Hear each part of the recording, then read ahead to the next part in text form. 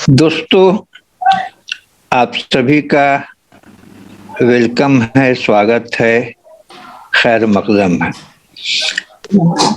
आज पूरी दुनिया, चूंकि पूरी दुनिया में हमारा देश हिंदुस्तान भी है और खासकर हिंदुस्तान में शिक्षा एक क्रॉस रोड पे है, चौराहे पर है। जिस किस्म से सरकारें वेलफेयर स्कीम का नाम बदल रही हैं, उसमें पॉलिसी चेंज ला रही हैं, उसके पर्सपेक्टिव परिप्रेक्ष्य में बदलाव ला रही हैं, तो पता नहीं भारत में भी, ये मेरी शंका है कि ऐसा ना हो कि आने वाले समय में शिक्षा का भी नाम बदल दिया जाए, क्योंकि शिक्षा एक welfare intervention of the governance है। और मैं ये कोई बात बहुत हल्के में नहीं कर रहा हूँ, बहुत गंभीरता से कर रहा हूँ और बहुत ही जिम्मेवारी के साथ कर रहा हूँ कि वर्तमान का जो परिदृश्य है, भारतीय परिदृश्य और हमारे प्रदेश का परिदृश्य, चीजें जिस किस्म से, जिस गति से बदल रही हैं या बदली जा रही हैं, यानी कि गवर्नमेंट की पॉलिसियों में जो चेंज आ रहा है, जिसको अंग्रेजी का एक शब्द है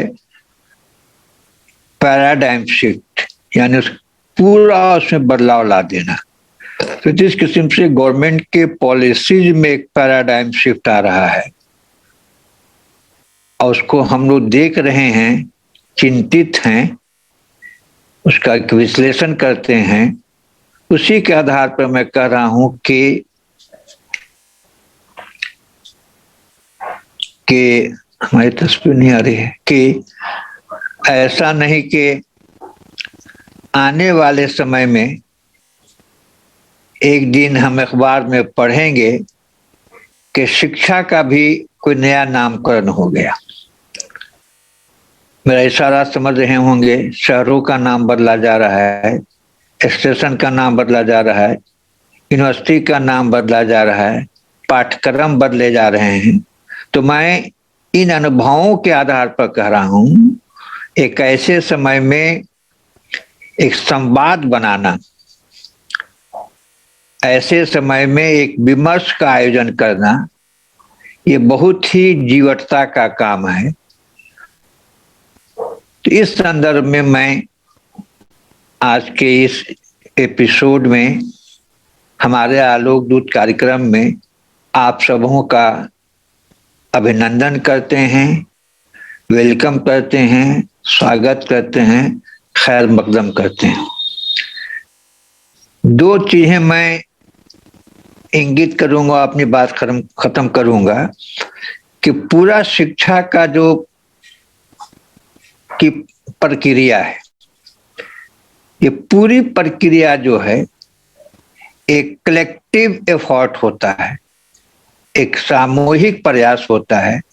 अब जैसे विद्यालय को लीजिए, बच्चे हैं, विद्यालय भवन है, क्लासरूम है, क्लासरूम में ब्लैक बोर्ड है, बच्चों के हाथों में पाठ्य पुस्तक है, शिक्षक हैं, तो ये सब कुछ, फिर उसके पीछे सरकार और सरकार की नीतियां हैं।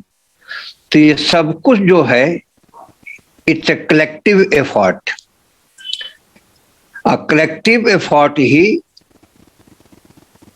जनतंत्र है, लोकतंत्र है। Collective effort is a democracy. And today किसी साथी का माइक म्यूट नहीं है, म्यूट कर लीजिए।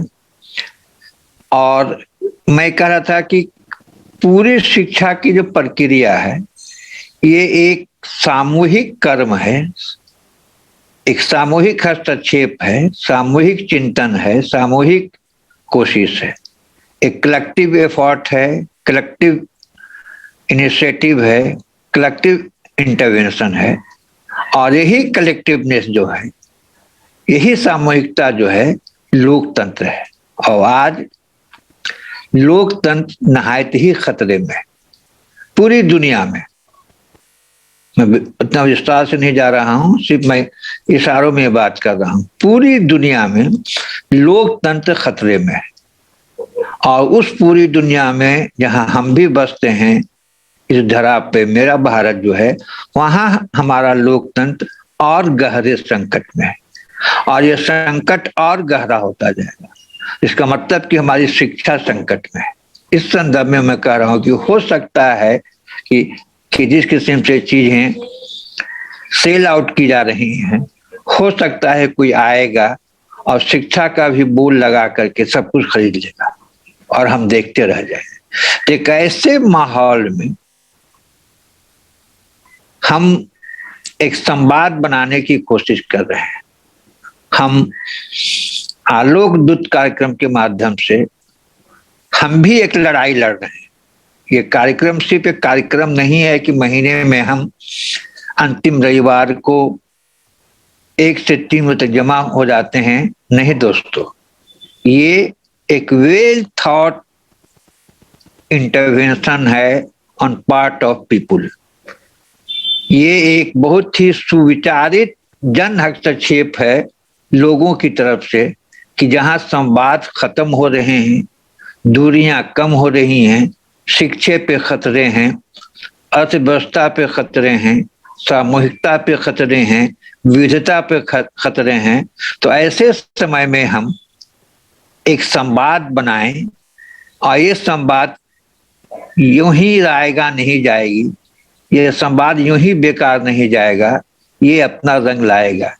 क्योंकि एक ऐसे समय में जहां चारों तरफ एक सन्नाटा है, एक खामोशी है, हम एक, जिसको अनिल जी बार बार बोलते हैं कि हम एक लौ जला रहे हैं।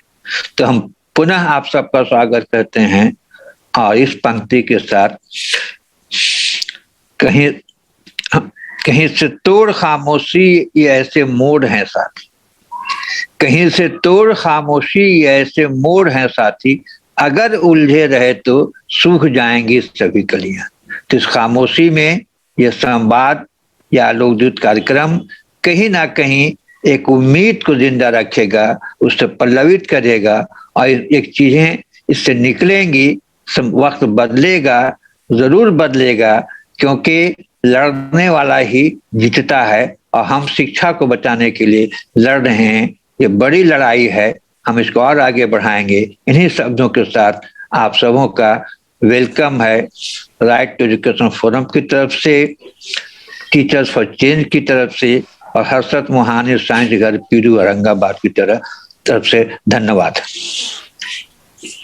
शुक्रिया गालिब साहब, बहुत वाजिब कहा आपने।